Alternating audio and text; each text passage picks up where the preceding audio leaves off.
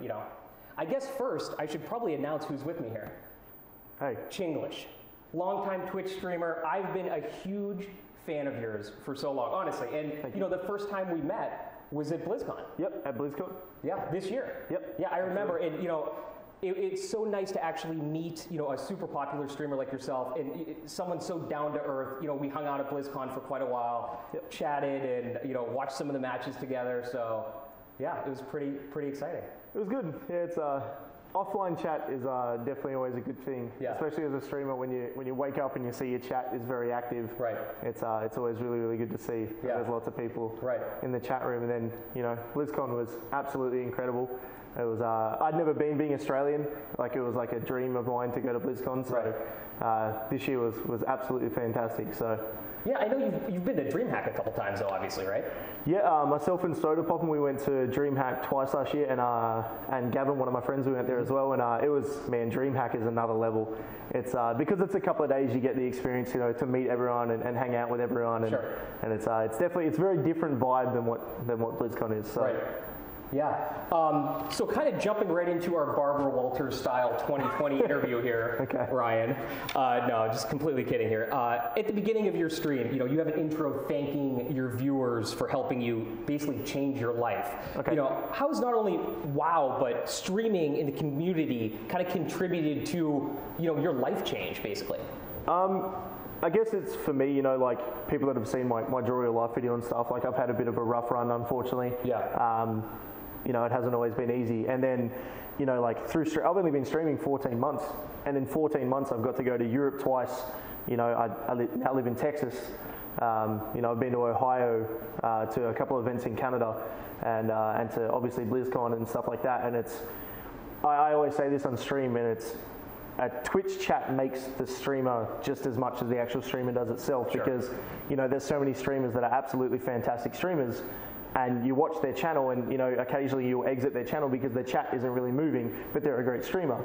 So you have to thank your community just as much as the actual streamer itself, because, you know, they're 50% of it at the end of the day. That's how I feel anyway. So. Absolutely. Yeah, you're talking about your Draw Your Life video on YouTube. That was actually a really touching video, honestly. I mean, it really was. I mean, it's inspiring to see, you know, kind of what you went through and how, you know, World of Warcraft and the gaming community kind of changed everything. So, I mean, I think that's really good to see for the whole community as a whole, and especially a lot of your young viewers. Yeah. It's probably confusing people right now, as we were talking about before this went, like people that have never seen my stream probably think this is a prison release program or something Blizzard's trying to give back to the community. Yeah, but no, it's definitely not that case at all. So. Yeah. Well, you were living in actual Canada for a while, right? Yeah, I was in Canada for 2 years on a working visa in Canada, and I was working as a bouncer still, and working in security. And there was a pretty bad incident, I guess, where I got hurt, and I think that it was an awakening, I guess, and a few people told me, like Swifty and John and Soda, a couple other people said I should really give streaming a shot full time. So I thought about it, and yeah, it's working out for you, right? Yeah, man. Yeah, it's there's ups and downs. You know, not everyone is you know on that soda poppin' Swifty Towley status, duck sauce status, but it's up and downs, and it's a blast. Yeah, I definitely have the time of my life. Absolutely. So that's awesome. So what exactly made you move down to the beautiful state of Texas here? I moved from Toronto, and unfortunately Australian internet, and anyone that's watching from Australia will probably agree, we don't really have the best internet. Pretty standard internet in Australia is 3 down, 0.3 up. Wow. And that's for most households. There is NBN in Australia now, but it's only very limited. So to continue to stream after I was leaving Canada, I'm only on a 90-day visa here, so I have to go back to Australia every 90 days and then come back, and I'm trying to get a visa and doing everything I can, but it's quite hard at the moment to get into the States. So yeah, it's Dustin had a house here, Bin Bash. Most of the guys know Bin Bash from my stream. Sure. And yeah, he had a lovely house here, and he invited me to come down and stream from there. So we have good internet and a good setup. So that's it. You kind of almost have like a little gaming house set up. It's like a gaming house. We actually have a third room that we invite streamers to come and visit the place, and people can stream from the house, and yeah. That's awesome. That's it. So that's awesome. So we were actually talking earlier, you actually have to head back to Australia in a couple of weeks, or next week, or what? Yeah, I'm doing a meetup here in Texas. I don't know, I'll put a video on YouTube. I can't remember the date. And then in the 5th of April next month, I'm doing a meetup in Australia in Sydney because I'm there for 15 days. So it'll be good to see my my mates from back home and everyone else. So yeah, are you going to see any family while you're there? Or? My mum lives in Perth, but she's actually going to fly over. Right. And you haven't seen her in a while, right? I know you were tweeting about this. Or? Yeah, I saw my mum for like a week before, for like 2 days before I came to Canada, but before that I haven't seen her for like 6 years, so it'll be good. That's going to be quite the reunion. I'll shed a man tear or two. So, yeah, that's awesome. Excellent. On to the next question. You know, how did you actually get started playing World of Warcraft? Were you a gamer before, or did you just kind of jump right into this?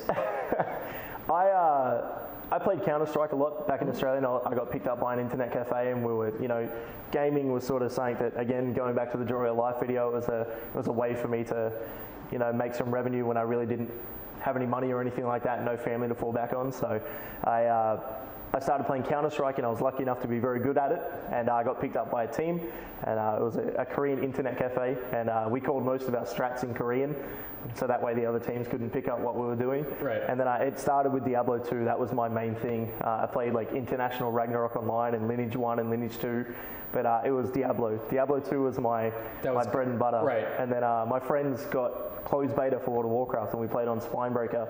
And that was it. That was it. As soon as I played World of Warcraft, I can remember exactly where I was, and this is like closed beta, so almost 10 years ago. I can still remember where I was, you know, probably what day of the week if I tried hard enough, and I just remember playing for the first time, and I was like, wow, this game is like nothing I've ever seen. Well, so. It's crazy you mentioned, World of Warcraft has been out for over 10 years now, right? Yep. I mean, I was 20 years old when this came out, and I mean, it's crazy, just basically the life changes I've gone through this time period, because I started playing in vanilla as well, and it's absolutely amazing how you can kind of like do a timeline of your life. Many lost girlfriends. I bet. Many warnings at work. Why aren't you at work early? Look, I've got AQ40, and this is priority. Okay, we need to kill Muru pre-nerf this week. Right. So yeah. Excellent. Kind of talking on that point, you've been a long-time Paladin player. And you're still playing Paladin. You play Monk once in a while as well, right? Yeah. It was in vanilla. It was my Monk was PvE, and I did most of my PvE content on there. And then it was rank 14 on the Warrior, and. But now it's just been Pally since then. Right. I think I'm at like almost 600 days played on my Paladin. I think if I added up all my characters, I'd probably be at about 1,000 days play time. I should probably go outside at some point. But yeah, it's always been Paladin. I love my Pally. We're not always the best class at the moment, but sure. I won't worry about that now. You got to stick with what you love, right? That's right. That's right. So, why don't you, for the viewers that don't know, where'd your name Chinglish actually come from? Because I mean, honestly, the Chinglish voice that you do, and I remember watching your videos. It was probably, I guess, last year or so when you do when you put the food down, you spell out stuff. Yep. I mean, that was hilarious. It all sort of started, I went to Canleyvale High, which is an area called Cabramatta, in Canleyvale in New South Wales. And my high school, from year 7 or year 8 to year 12, had 5 white kids total. Most of the kids in my school were Chinese and Vietnamese. Sure. And that's just the way it was. You'd go and hang out with your friends' parents and stuff like that, and they would talk very Chinglish. Right. And you just sort of pick up on it. And a lot of people think it comes from ownage pranks and stuff like that, but I went to school over 10 years ago, a long time before ownage pranks and stuff was out. So sure. That's just where it came from. You just pick it up from hearing your friends' parents and your friends. It'll be a new kid at school, and he'd only been in Australia for a couple of weeks, sure. and you'd be like, you talk quite funny, and you sort of pick up on it. So just kind of gets ingrained in you. Yeah, I think so. That's awesome. On to the next question here. What are some of your goals as such a visible member of the community? Do you have any dreams of doing any shoutcasting or being in the tournament scene or anything? My big thing that I really, really wanted to do is something that I'm actually doing already. Unfortunately for me, again, to back to my True Life video, I had to deal with like foster care and stuff like that a fair bit. So my thing that I'm doing now is I'm going to be visiting like big brother programs and big sister programs and visiting kids that are in foster care. Right. And I'm going to go and give them some gamer product because, generally kids that sign up for foster care have to go through that. They'll write, I love video games. Sure. And I'm just going to go and give them some stuff. And that's a way that I can, I stream 60 to 70 hours a week. So there's not really much else I can do. But that's a way I feel I'm going to be giving back. Yeah. And just going out and helping some people. So you first told me about what you were trying to do with kids back at BlizzCon, and I think that's why I'm a huge fan of yours, and that's why Live Entertainment's a huge fan of yours. You know, your positive attitude towards the community, and you know, kind of helping people out all the time. I know just even in the past too, like anything, you've been so helpful to us just with anything that we need help with. You've always been there, and that means a lot to us. Yeah, thank you. So kind of wrapping this up, you know, what are you most looking forward to in this Armageddon tournament? What's your prediction? Who's the winner? Who's the winner? Yeah. I want to say that Skill Cap's going to win because Cham is Australian, so he has a thicker Australian accent than me. Sure. And I think with the dampening, I think that the spread damage is just going to be way too much. But I got a feeling that Juice is going to do really well because Zenuki, Starship, and Jamili is a pretty. That's a tough comp. That's a good comp. Yeah. So and I think they're rank 1 at the moment. Yep. I think if you look at the ladders, so by all means that means that they should win. So absolutely. But yeah, that's my predicament. That's what I think is going to win. So it's going to be super interesting to see how it plays out. Chinglish, thank you so much for being with us today. Honestly, yeah, my pleasure.